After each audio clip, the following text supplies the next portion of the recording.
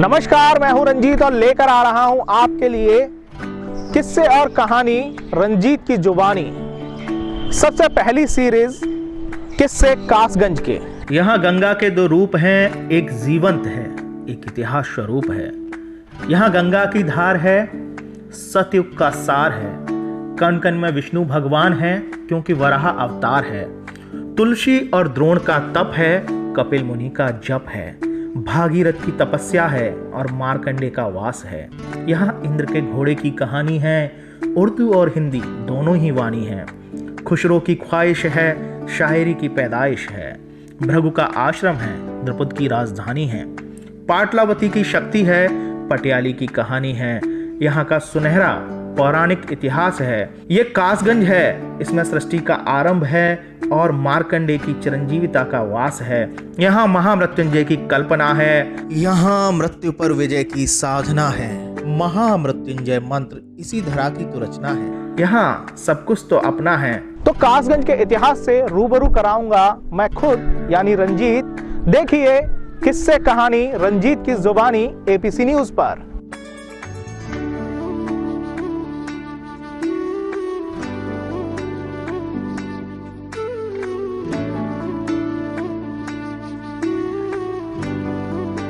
नमस्कार, मैं हूं रंजीत और आपके लिए लेकर आया हूं किस्से कासगंज में एक सबसे खास कहानी श्री यंत्र की। सोरों के बटुकनाथ मंदिर में यह श्री यंत्र लगा है। कहा जाता है कि जब धर्म अर्थात सनातन धर्म का क्षय होने लगा, तब जो शंकराचार्य हैं, श्री आदि शंकराचार्य, उन्होंने यह प्रण लिया कि धर्म की जागृति के लिए वह पूरे विश्व भर में, पूरे देश भर में भ्रमण करेंगे। और जब वो वहां से निकले तब यहाँ सोरों पहुंचे और सोरों में उन्होंने एक श्री यंत्र की स्थापना की, जो कि यह सबसे पुराना श्री यंत्र माना जाता है। श्री यंत्र का काम वैसे हमारे धर्म शास्त्र के अनुसार माँ लक्ष्मी को प्रसन्न करने के लिए और विद्या, श्री विद्या तमाम चीज़ों में अगर हम इस्तेमाल करते हैं तो वो श्री यंत्र होता है। अगर लक्ष्मी जी को आपको प्रसन्न करना है, कहा जाता है कि यह जो श्री यंत्र है, मैं दिखा दूं आपको, ये आदि शंकराचार्य ने श्री यंत्र यहाँ स्थापित किया था। ये उतना ही पुराना है। अगर हम इस श्री यंत्र की सबसे खास बात करें, समूचे संसार में सोरों जी सतयुग काल से ही सनातन संस्कृति का सबसे प्राचीन उदाहरण है। ये सोरों नगर का पूर्वोत्तर भाग है, अर्थात ईशान कोण। कहा जाता है ईशान कोण में देवी देवता निवास करते हैं। बिल्कुल ईशान कोण हमारे वास्तु के अनुसार सबसे पवित्र कोण माना जाता है। और पवित्र कोण की दृष्टि से सोरों नगर का जो ईशान कोण था, उत्तर पूर्व दिशा थी सोरों की, वहाँ बटुकनाथ मंदिर में श्री यंत्र की स्थापना की गई है। यहाँ अक्सर लोग जब धनतेरस और नवरात्रे होते हैं तब यहाँ आकर पूजा करते हैं और इस श्री यंत्र की साधना करते हैं। तो अगर हम इसके इतिहास की बात करें तो इसका इतिहास लगभग 1200 वर्ष पूर्व आदि गुरु शंकराचार्य द्वारा इस श्री यंत्र की स्थापना की गई थी। बटुकनाथ मंदिर में स्थापित इस श्री यंत्र के संदर्भ में कहा जाता है कि यह श्री चक्र एक यंत्र है जिसका प्रयोग श्री विद्या में होता है। इसे श्री यंत्र, नवचक्र और महामेरु भी कहते हैं। यह सभी यंत्रों में शिरोमणि है, यानी जो यंत्र तमाम प्रकार के होते हैं उनमें सबसे अगर राजा कहा जाए शिरोमणि है। जैसे मुकुट में मणि सबसे ऊपर होती है तो शिरोमणि होती है, उसी प्रकार से यह यंत्र शिरोमणि यंत्र है। इसे यंत्र राज भी कहा जाता है, यानी यंत्रों का राजा। वस्तुतः यह एक जटिल ज्यामितीय आकृति है।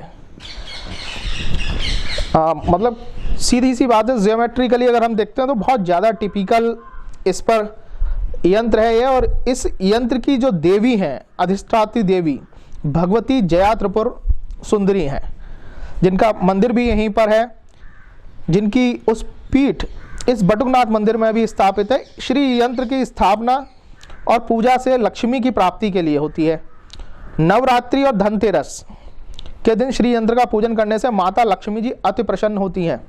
श्री यंत्र के केंद्र में एक बिंदु है। आप देखिए यहाँ एक पॉइंट है। अगर हम इस बात करें इस पॉइंट की, इस बिंदु के चारों ओर एक 9 अंतर्ग्रथित त्रिभुज है। ये आप देखिए, ये जो त्रिभुज है यानी ट्रायंगल, आप इस पर गौर फरमाइए। ये नव शक्ति के प्रतीक हैं। इन 9 त्रिभुजों के अंतर्ग्रथित होने से कुल 43 लघु त्रिभुज बनते हैं। यानी अगर हम यूं काउंट करेंगे इसको तो 43 यानी 43 त्रिभुज बनते हैं इस पूरे आकार में। और श्री यंत्र में ब्रह्मांड के स्वरूप के साथ साथ इसमें धन लक्ष्मी कुबेर का वास भी माना गया है। यानी स्वयं धन की देवी श्री लक्ष्मी जी और कुबेर दोनों वास करते हैं। इसीलिए नवरात्रि के साथ साथ धनतेरस के दिन सोरों के बटुकनाथ मंदिर की जो है वो महत्वता अपने आप में बढ़ जाती है।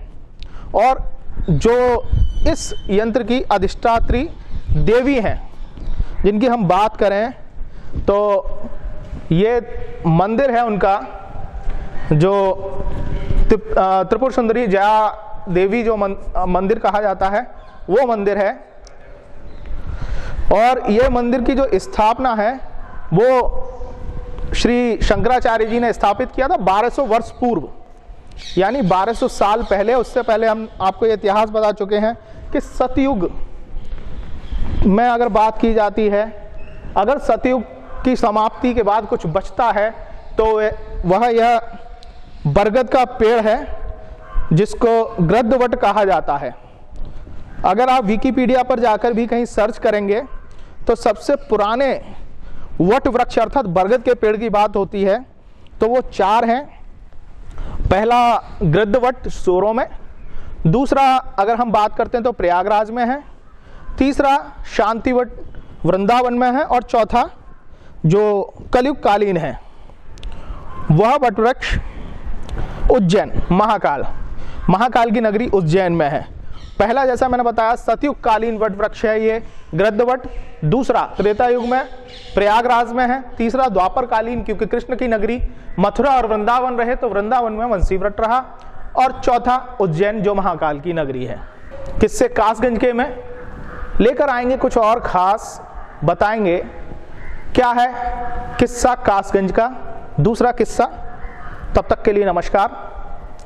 देखते रहिए हमारी सीरीज किस्से और कहानी रंजीत की जुबानी किस्से कासगंज के में। नमस्कार, मैं हूं रंजीत और लेकर आ रहा हूं आपके लिए किस्से और कहानी रंजीत की जुबानी। सबसे पहली सीरीज किस्से कासगंज के। यहाँ गंगा के 2 रूप हैं, एक जीवंत है, एक इतिहास स्वरूप है। यहाँ गंगा की धार है, सतयुग का सार है, कण कण में विष्णु भगवान है क्योंकि वराह अवतार है। तुलसी और द्रोण का तप है, कपिल मुनि का जप है, भागीरथ की तपस्या है और मार्कंडे का वास है। यहाँ इंद्र के घोड़े की कहानी है, उर्दू और हिंदी दोनों ही वाणी है। खुशरो की ख्वाहिश है, शायरी की पैदाइश है। भृगु का आश्रम है, द्रुपद की राजधानी है। पाटलावती की शक्ति है, पटियाली की कहानी है। यहाँ का सुनहरा पौराणिक इतिहास है। ये कासगंज है, इसमें सृष्टि का आरंभ है और मार्कंडे की चिरंजीविता का वास है। यहाँ महामृत्युंजय की कल्पना है, यहाँ मृत्यु पर विजय की साधना है। महामृत्युंजय मंत्र इसी धरा की तो रचना है। यहाँ सब कुछ तो अपना है। तो कासगंज के इतिहास से रूबरू कराऊंगा मैं खुद यानी रंजीत। देखिए किस्से कहानी रंजीत की जुबानी एपीसी न्यूज पर।